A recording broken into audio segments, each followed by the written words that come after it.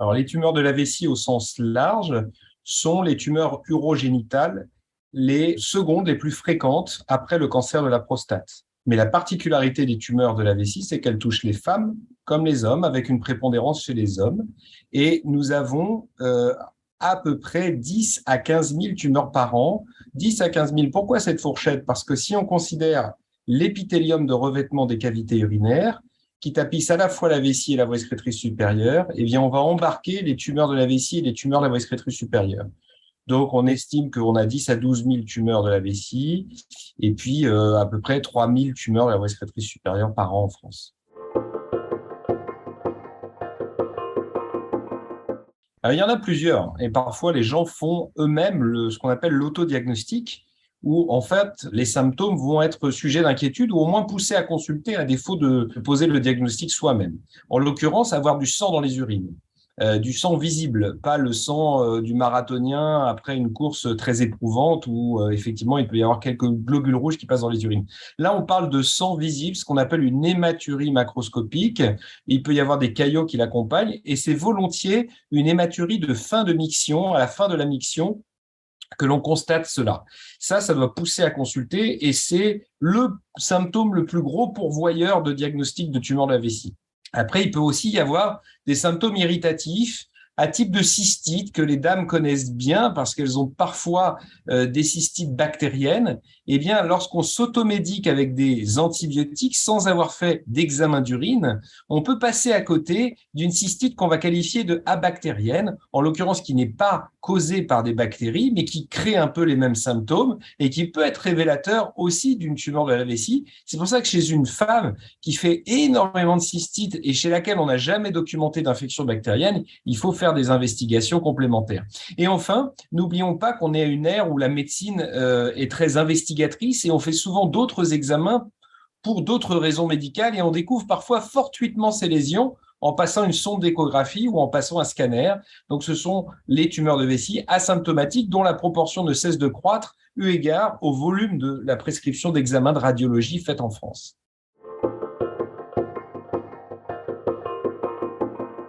Alors aujourd'hui, il y a un certain nombre de facteurs de risque qui ont été identifiés et associés à la survenue des cancers urothéliaux, donc des cancers de la vessie.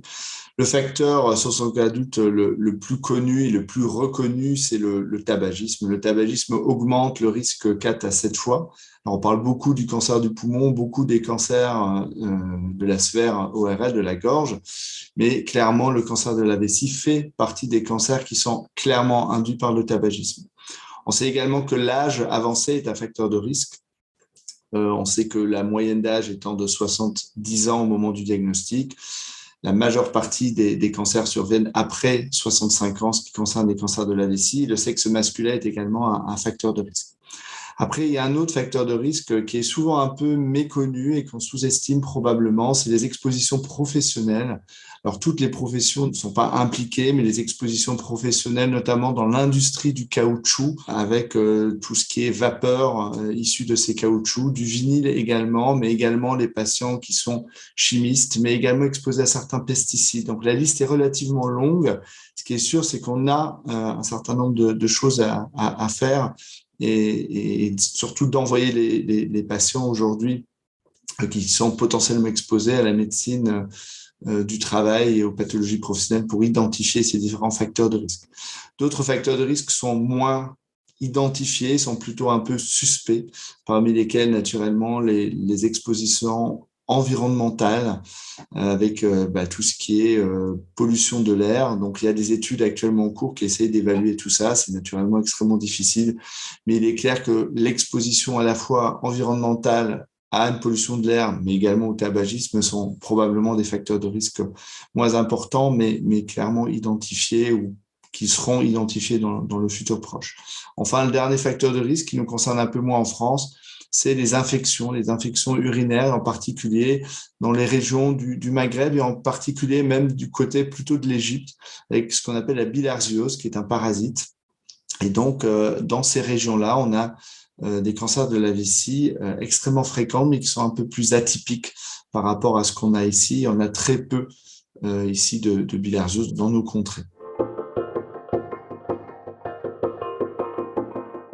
Alors, en ce qui concerne les moyens de prévention, on a vu quels sont les facteurs de risque. L'objectif, c'est d'agir sur ces facteurs de risque pour essayer de les minimiser. Alors, la prévention, c'est sans aucun doute l'arrêt du tabagisme ou la diminution du tabagisme. Le tabac, on sait que c'est une exposition importante qui induit des cancers de vessie. C'est clair que si on arrête demain le tabagisme, on verra que l'incidence, c'est-à-dire la fréquence de survenue de ces cancers-là, va diminuer de manière importante. Donc, ce qu'il faut faire aujourd'hui, c'est vraiment essayer d'avoir une politique de prévention et de lutte contre le tabagisme. C'est pas évident. Il y a des consultations d'aide à l'arrêt du tabac, bien entendu, et il faut mettre le paquet sur justement cette lutte contre le tabagisme. C'est également la prévention sur le lieu de travail, de protection finalement et des moyens de protection contre certaines expositions professionnelles. Ça, c'est un travail de longue haleine. Naturellement, il faut d'abord identifier quelles sont les substances qui sont susceptibles d'induire des cancers de vessie et après protéger les travailleurs et les concitoyens qui travaillent dans ces usines, en particulier de caoutchouc, mais pas que, et d'essayer de porter des masques, d'avoir des protections dans cette situation-là. On ne peut pas agir sur l'âge.